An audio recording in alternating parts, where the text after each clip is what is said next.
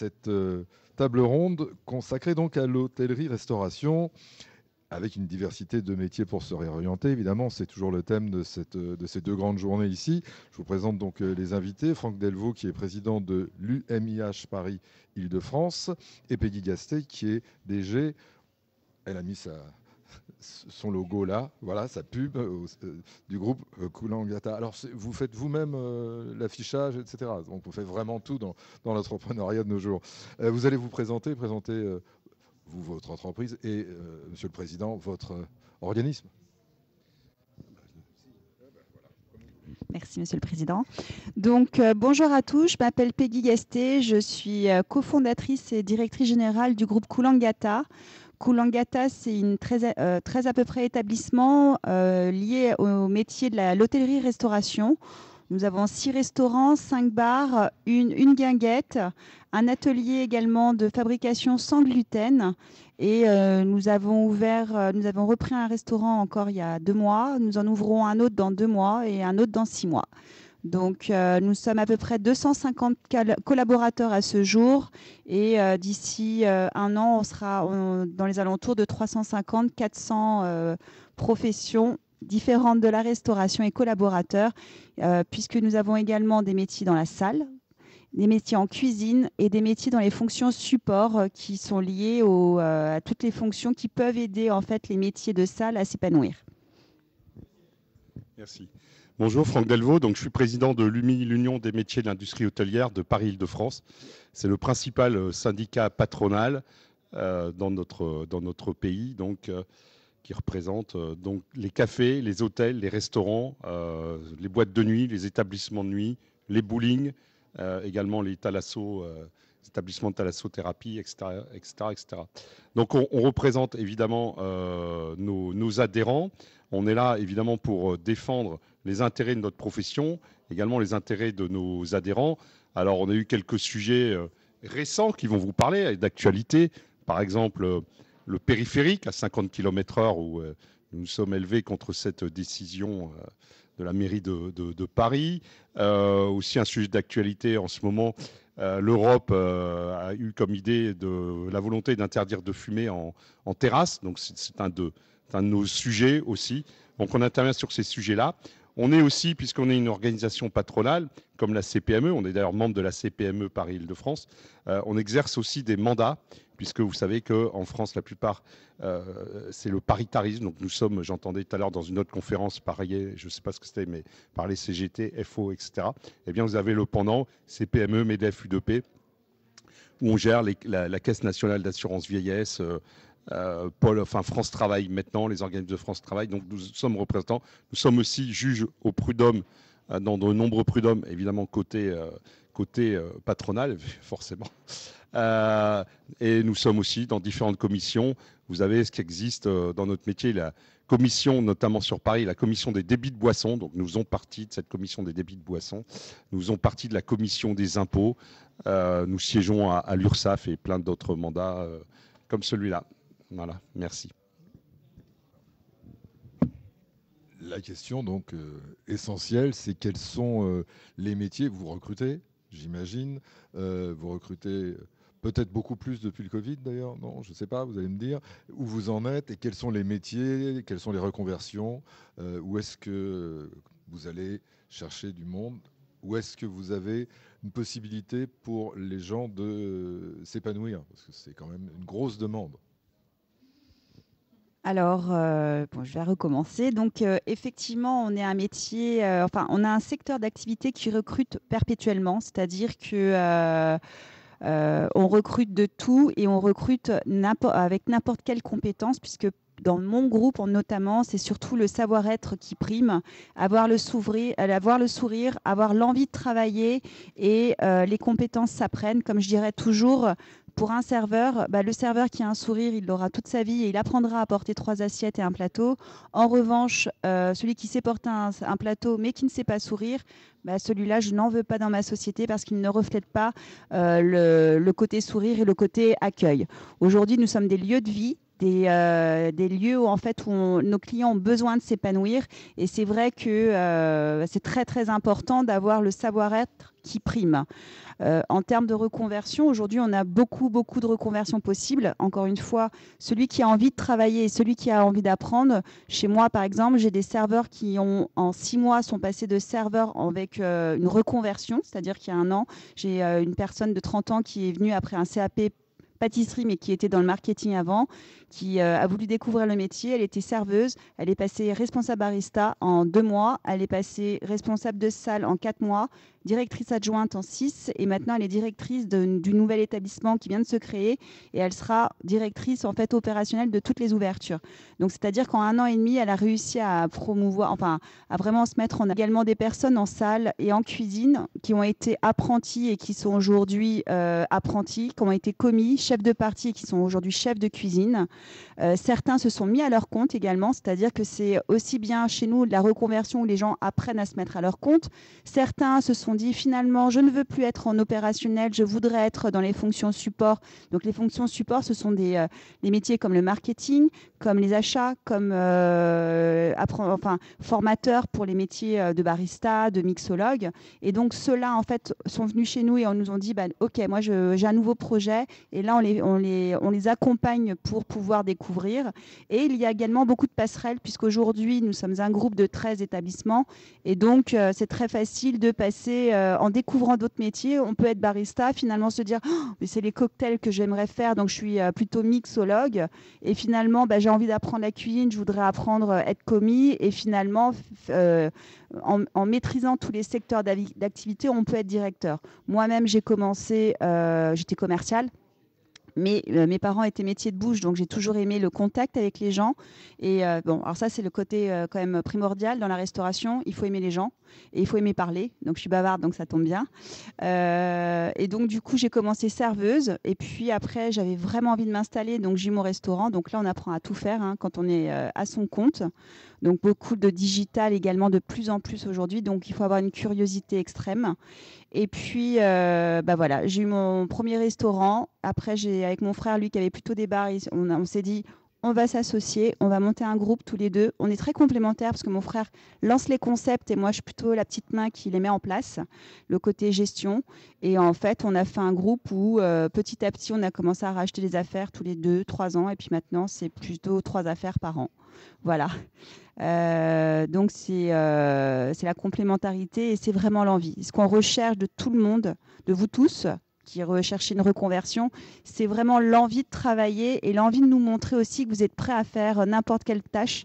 Parce que tout à l'heure, j'en entendais qui venaient pour me dire oui, vous recrutez en tant que directeur adjoint, mais avant de commencer en tant que directeur adjoint, il faut apprendre le métier. Il faut commencer en fait pour tout maîtriser toutes les ficelles et pour expliquer à la personne qui va te dire j'ai pas eu le temps. Si, tu peux avoir le temps, mais il faut le faire autrement et je vais t'expliquer comment le faire. Et aujourd'hui, si tu maîtrises en fait tous les métiers et que surtout tu as envie d'apprendre et que tu es curieux, tu peux monter très très facilement dans la restauration et bien gagner ta vie. Effectivement, il faut travailler le soir et le week-end au début, parfois. Alors, au moins le week-end. En revanche, ce que les gens ne parlent pas assez, c'est les pourboires. Et les pourboires sont défiscalisés. Et puis, c'est des lieux de vie et des lieux de rencontre. C'est-à-dire que la passerelle aussi peut se faire en interne. Mais la passerelle peut se faire avec vos clients aussi, dans le sens où si vous vous intéressez aux personnes et que vous découvrez une envie, que la personne respire, je ne sais pas, le droit, et que peut-être que vous allez vous découvrir une carrière d'avocat. Et ça, c'est important. Monsieur Delvaux. Alors, ma collègue a presque tout dit. Elle a très bien dit en plus. Je vais essayer d'amener quelques compléments. Je ne vais pas répéter la même chose. Quand même, pour vous donner quelques chiffres. Aujourd'hui, il faut savoir qu'à Paris-Île-de-France, il y a environ 34 000 cafés, bars et restaurants et il y a environ 2500 hôtels. Et en moyenne, 200 000 personnes qui travaillent dans ces établissements. Donc, vous voyez, on a un secteur qui recrute et qui recrute en permanence. Alors, on a beaucoup parlé après le Covid d'un secteur où beaucoup en étaient partis parce qu'ils avaient découvert que les week-ends existaient, que les soirées existaient. Oui, mais entre-temps, quand même, beaucoup sont également revenus. Et on est également un métier, on parle aujourd'hui beaucoup de télétravail. Alors nous, on a essayé dernièrement de faire un bœuf bourguignon par le télétravail, ça n'a pas marché. Bon. Donc, voilà. J'ai vu qu'il y a un restaurateur, je ne sais plus où en province, qui qui a acheté un robot pour amener les plats. Bon, a priori, ça n'a pas trop plu non plus. Donc, on est un métier où nous, on travaille bien souvent quand les autres ont envie de s'amuser. C'est ce qu'il faut comprendre. C'est-à-dire que nous, les jours fériés, il y a beaucoup de monde. Le soir, il y a beaucoup de monde. Et le week-end, il y a beaucoup de monde. Donc aujourd'hui, nous, on est une profession où la valeur travail pour nous est un élément essentiel. Il n'y a pas de télétravail chez nous. Je pense qu'il n'y en aura jamais, même si la science progresse énormément, je ne vois pas comment il y en aura. Parce que quand vous allez dans un bar, vous-même d'ailleurs, quand vous allez dans un établissement, un bar, un café, boire un verre, vous avez envie, c'est toujours sympa de tomber sur un serveur, une serveuse qui a un petit sourire, qui est sympa, plutôt que d'être servi par un robot. Enfin, moi, servi par un robot, ça ne me plaît pas du tout. J'avais été quelques années, on m'avait amené en Angleterre, à Londres, pour tester une nouvelle formule, pour aller voir un nouveau restaurant où on passait la commande, restauration assis, on passait la commande sur la table, qui était... non, bon, donc après, quelqu'un nous amenait le plat et repartait. On m'a dit, c'est moderne, c'est super bien. Ça, il y en aura de partout. Bon, finalement, ça n'a pas pris. Et on préfère, même si le serveur ou la serveuse n'est pas toujours agréable, il faut le dire, on préfère quand même lui dire bonjour et la fin de vous dire, bah, tiens, aujourd'hui, le plat du jour, c'est ça, et je vous conseille ça, et comment ça va, etc. Alors, il y a vraiment un métier où il y a beaucoup de liens, d'interactivité. Donc ça, c'est important pour nous. Si vous souhaitez travailler dans notre profession, on ne va pas vous dire que vous aurez tous les week-ends et toutes vos soirées. Ça n'existe pas. C'est plus la restauration collective, mais ça n'a rien à voir avec la restauration commerciale. Par contre, ce qui a été dit, et je voudrais vraiment réinsister sur ce point, c'est ce qu'on appelle l'échelle sociale, ou pour ceux qui n'ont pas envie de monter les escaliers, l'ascenseur social. Et ça existe dans notre profession. Parce que, effectivement, ce qui a été dit est vrai dans notre profession. Et aujourd'hui, regardez bien autour de vous, à 360 degrés, c'est pratiquement une des seules professions où vous pouvez démarrer en bas de l'échelle et finir en haut de l'échelle, et même avoir votre propre établissement. On le voit avec beaucoup d'émissions, Top Chef, toutes ces émissions-là qui passent maintenant beaucoup, Cauchemar en cuisine et compagnie. On voit bien qu'à chaque fois, on voit des candidats qui aimaient un peu cuisiner chez eux, qui ont fait Top Chef. Et moi, j'en connais qui ont aujourd'hui leur restaurant et qui sont de grands chefs, même pour certains qui sont devenus étoilés. C'est pareil en salle, hein. Vous pouvez démarrer commis et puis, comme l'exemple magnifique chez ma voisine, où la personne maintenant est directrice d'établissement et va superviser plusieurs établissements. Bah ça, ce n'est pas des histoires qu'on vous raconte, c'est la réalité à partir du moment où on s'investit, évidemment. C'est un travail où il faut quand même s'investir, bien que les clichés, les vieux clichés qui étaient de dire oui, en cuisine, le coup de pied au cul pour faire avancer, etc. Bon, c'est fini, hein, ça c'était en 1930. Bon, depuis, on a quand même évolué. On a une grille de salaire aussi, on peut en parler, parce qu'on parle beaucoup aujourd'hui de ça, du pouvoir d'achat. On a une grille des salaires suite au Covid qui a quand même bien évolué. Vous savez qu'on parle de branches, hein, donc nous on fait la partie de la branche restauration, hôtellerie, café, ce qu'on appelle le HCR. On est, par rapport à d'autres branches, une des seules branches où quand le SMIC, notre niveau le plus bas, ce qu'ils appellent niveau 1, échelon 1, je ne vais pas être trop technique, eh bien pour nous, par accord, il est toujours supérieur de, je crois c'est 5% au SMIC. Donc quand ça augmente, nous, ça augmente automatiquement. Et il y a beaucoup de branches dont on parle beaucoup en disant c'est super, qui n'en sont pas à ce niveau-là. Nous avons, il faut aussi parler des choses intéressantes chez nous, une mutuelle dans notre profession qui est toujours très intéressante, et vous êtes nourris. C'est des fois aujourd'hui avec l'inflation, ça peut être aussi assez intéressant. Donc le métier a évolué. Selon les établissements, vous avez un jour, 2 jours de repos, un jour et demi, ou des soirées, etc. Donc le cliché de dire on travaille 7 sur 7 du matin au soir, c'est quand même un cliché qui n'existe plus. Alors peut-être il y a quelques exemples, mais c'est pas ce que nous on veut, c'est pas ce qu'on prône dans notre métier. Et donc ça a été dit aussi, le savoir-être, évidemment, le savoir-être, il est très important. Nous on a toujours formé dans notre métier.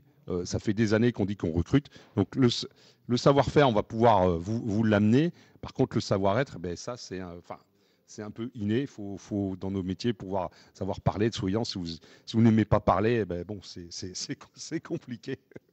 Et il y a aussi la présentation, parce que c'est très important. C'est-à-dire qu'aujourd'hui, quand vous travaillez dans ces métiers-là, c'est important. Il faut se dire, c'est un peu comme au théâtre. Hein. Si vous pouvez avoir des problèmes, un acteur, dès qu'il est sur scène, c'est terminé. Il joue, c'est un rôle. Il joue. C'est un peu chez nous, pareil. Le service, c'est une pièce de théâtre qui est orchestrée aussi entre la cuisine et la salle.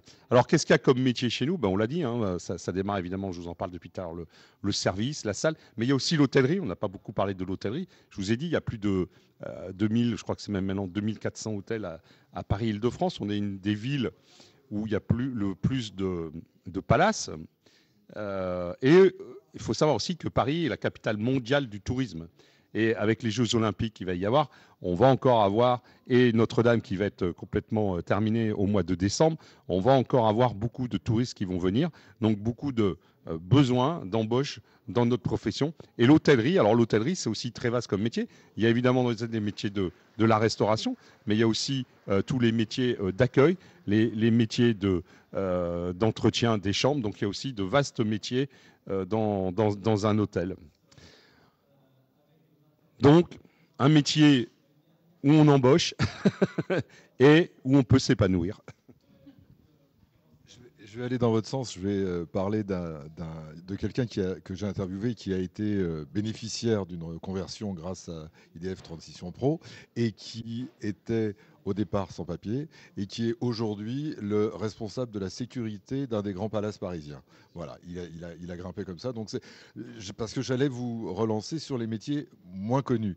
On est content d'apprendre que la vieille réputation du serveur parisien va finir par disparaître. Ça, c'est plutôt une bonne nouvelle à vous écouter.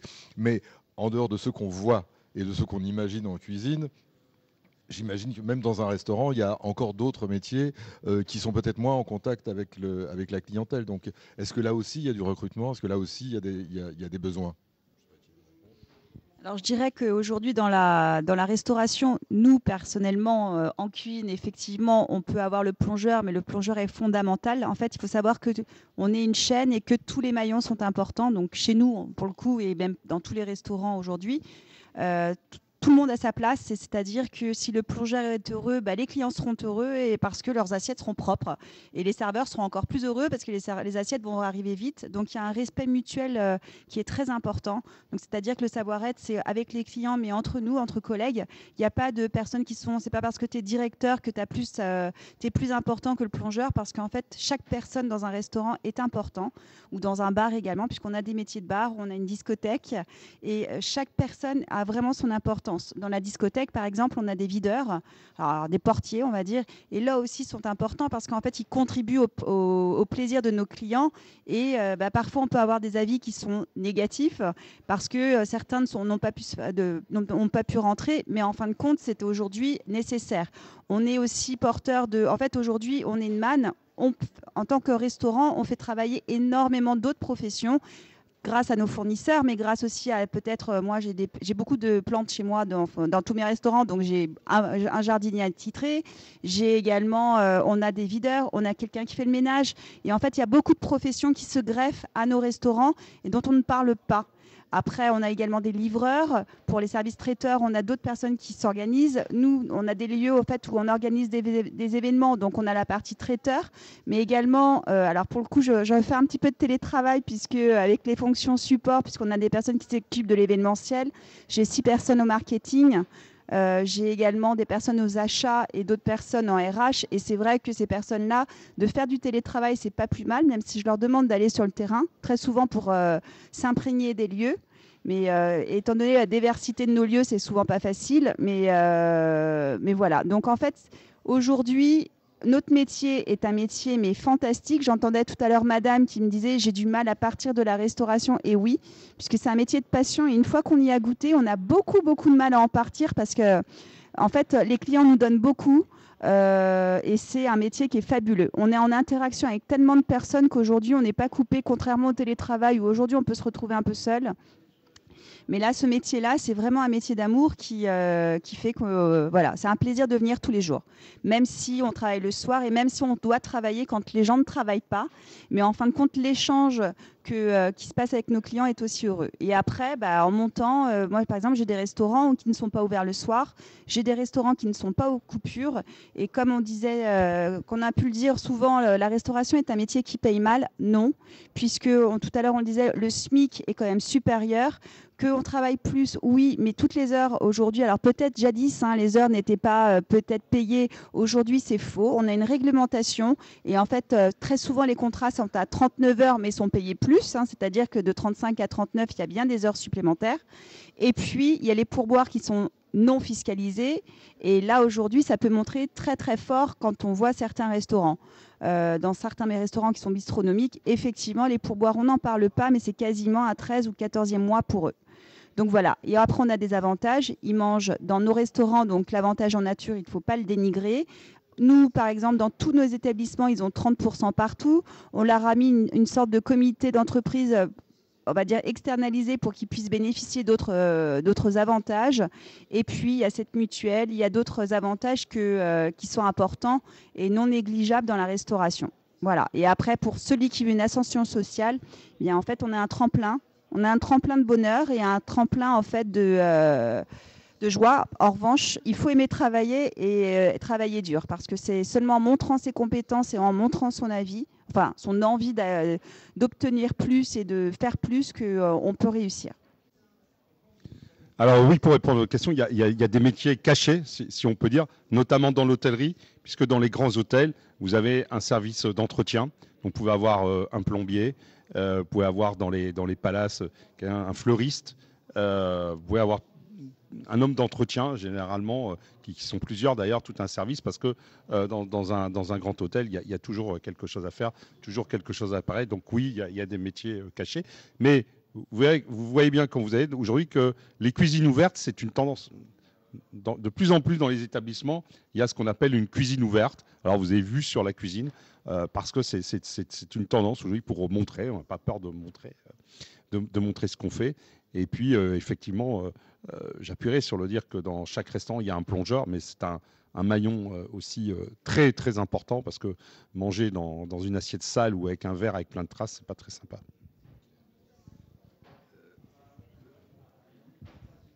Est-ce que vous avez des questions? Parce que ça avance bien. Oui. Je m'interrogeais sur le rôle peut-être des gens, comment dire, vous en tout cas Peggy, ah oui, vous m'entendez pas bien, c'est ça? Je m'interrogeais sur le rôle que vous pouviez avoir dans l'accompagnement à l'entrepreneuriat, parce qu'on sait qu'il y a beaucoup de gens qui se lancent eux-mêmes dans leurs affaires, vous en avez parlé tout à l'heure rapidement, mais du coup, est-ce que ça vous est arrivé, vous, ou peut-être, Monsieur Delvaux, vous avez des exemples, mais d'accompagner des nouveaux entrepreneurs dans la restauration? Oui, j'ai de nombreux exemples, puisque aujourd'hui, j'ai des personnes qui... En fait, on a souvent une population qui peut être jeune ou moins jeune, et c'est des personnes qui ont appris en tant que serveur, qui après sont devenus directeurs adjoints, puis directeurs. Et en fait, ils n'ont qu'une obsession après, c'est d'avoir leur bar ou leur restaurant. Et aujourd'hui, nous, on est hyper fiers quand un de nos salariés veut se mettre à son compte, parce qu'on trouve qu'on a été bon et que c'est surtout que les personnes le méritent. Et donc, on va tout faire pour essayer de les accompagner à avoir les formations, parce qu'il faut certaines formations comme le permis d'exploitation pour se lancer, à obtenir des licences. Mon frère, qui a le nez fin et qui adore accompagner toutes ces personnalités qui ont travaillé avec nous, il peut les aider à trouver le bon emplacement, le bon concept. Il les accompagne pour l'architecture. Là, on a un collaborateur qui est parti à Nice pour monter son bar. Il y en a un autre qui est parti pour monter son bar. Ça a été une réussite, mais finalement, il veut une vie de famille et un peu plus... enfin, il voulait un autre schéma de carrière, enfin une autre carrière. Et là, il vient de réintégrer le groupe, parce qu'on a beaucoup de personnes qui partent et qui reviennent aussi, qui viennent de réintégrer le groupe en tant que directeur des achats boissons.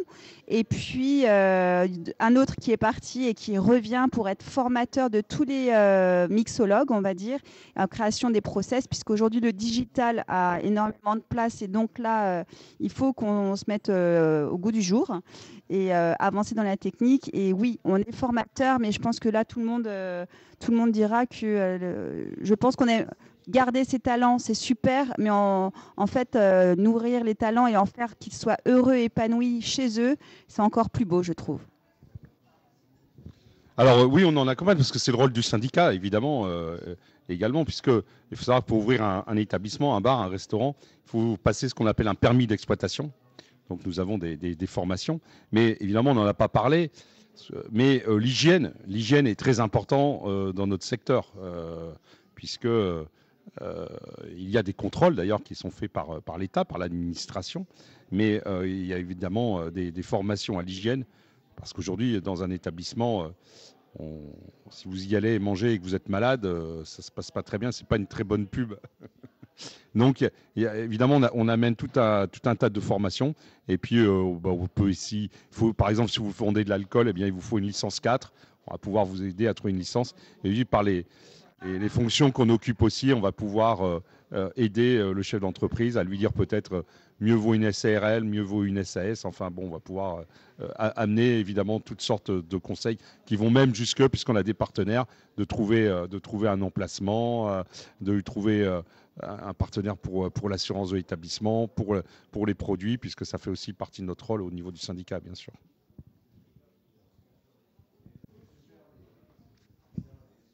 On arrive vers la fin de cette intervention. Est-ce que vous avez des questions précises sur une reconversion éventuelle vers un métier dont on n'aurait pas parlé qui vous ferait envie? Oui, je voulais savoir s'il y avait un âge, on va dire, limite. C'est-à-dire qu'à partir, si on a 50 ans et plus, est-ce que ça pose un problème, en fait? Vous dites, bon, on embauche, mais voilà, est-ce qu'il y a un âge quand même? Bon, on se dit c'est un petit peu trop tard, quoi. Alors pour moi, de mon côté, on avait fait une campagne de publicité pour marquer, dans les établissements, une campagne d'affichage où on a marqué qu'on recrutait de 16 à 77 ans. Bon, on avoue qu'on n'a pas eu de candidats plutôt vers les 77 ans, plutôt vers les 16 ans, puisqu'ils voulaient être alternants ou apprentis. En revanche, ça dépend, puisqu'après, c'est des capacités physiques. Être serveur ou en salle, ça demande beaucoup de pas. Ça dépend de quel métier. Être en cuisine, il faut une stature quand même debout. Donc, c'est plutôt les capacités physiques qui font. En revanche, nous, ce qu'on aime, c'est que les serveurs ou les gens en salle racontent une histoire. Et effectivement, quelqu'un qui aura 50 ou 60 ans aura une plus belle histoire à raconter, un chemin de vie qui sera différent et qui fera peut-être, qui émerveillera nos clients. Et nous, le but ultime, c'est la satisfaction des clients. Oui, je veux dire que des fois, on peut trouver des gens qui ont 25 ans qui sont déjà vieux. Et à l'inverse, quelqu'un qui a 50 ans qui est très jeune. Mais bon, effectivement, on l'a dit, on ne va pas s'en cacher, c'est un métier également physique. Donc, effectivement, ça entre en compte. Mais moi, pour vous donner un exemple précis, un ami qui a plusieurs hôtels, qui avait embauché quelqu'un qui était un peu en reconversion, qui avait, je crois, plus de 60 ans quand il l'a embauché, mais il est resté 10 ans chez lui, en fait. Donc, bon.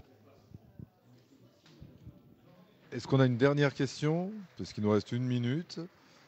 Ou est-ce que le tableau a été suffisamment bien brossé?